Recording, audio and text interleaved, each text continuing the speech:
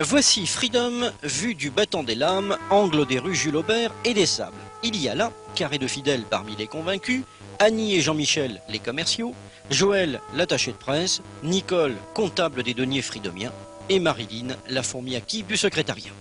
Sans oublier le père Joseph Deslieux, éminence grise de la présidence, le directeur général Jacques Klein. Ce fou d'électronique, passionné d'audiovisuel, comme on rentre en religion, conduit la nef Freedom depuis juillet 1981. Son credo, le groupe radio-télé. Sa stratégie, celle du tiroir-caisse. Son ambition, rester le fils spirituel de Camille Sudre, même s'il a pour son modèle de conduite des écarts de langage affectifs. Mon président, Camille Sudre, il est invivable. Il est impossible cet homme. Je dirais même mieux, parfois il est chiant. Mais je l'aime. Voilà ce qui s'appelle donner un avis autorisé. Sans litote ni métaphore, entre la distribution quotidienne d'autocollants, l'expédition des affaires courantes et le traditionnel briefing autour du président.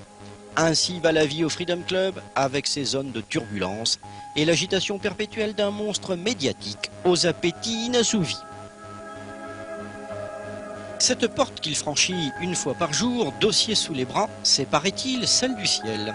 C'est Freedom, vue du sommet des montagnes, l'antre de la radio, le sanctuaire des décisions révolutionnaires. Même ici, surtout ici, Camille Sudre n'a pas le temps d'avoir l'avis de Monsieur Tout-le-Monde. Regardez-le, repas avalé sur le pouce, l'oreille attentive aux recommandations de l'attaché de presse écorché vif du détail, et l'œil rivé sur la pendule. Tiens, une idée toute confraternelle, si l'on prenait des nouvelles du service public à cette heure-ci. Rien sur la 1, le désert sur la 2, bonjour la 3. Benoît Ferrand n'y tient plus, l'ancien martèle son jugement. Alors il est fou, et en plus, il est fou. Et si le Manitou lève la tête de ses dossiers, c'est pour mieux fustiger le trio d'animateurs vedettes de la station. Enfants tumultueux de la concertation, sous des dehors sages, Benoît, Sonia et Eric jouent les sabras de l'animation face aux maniaques du changement. Dernières images fugaces d'une station de radio. Le coin des journalistes baigne d'une étrange activité maniacale.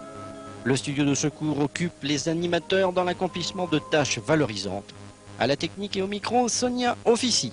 Voici l'heure de l'Europe Info, suivi du journal d'actualité locale. Tiens, l'invité du journal se nomme Camille Sudre. La routine, quoi.